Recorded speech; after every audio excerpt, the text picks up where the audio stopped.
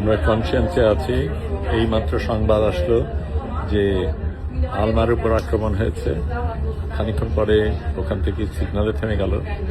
এখন আমরা সবাই এখানে জড়ো হয়েছি, সবাই উদ্বিগ্ন। এখানে বসে বিভিন্ন জায়গা থেকে আমরা রিপোর্ট দিতে চেষ্টা করছি। আলমা একদম শুরুর দিকে ছিল, আমরা শেষের দিকে। কাজেই আলমার উপর যা হচ্ছে সেটা আমাদের উপরে হবে সেটাই অনুমান করা যায়। সেই কারণে আমাদের জন্য এটা বিশেষ তাৎপর্যপূর্ণ।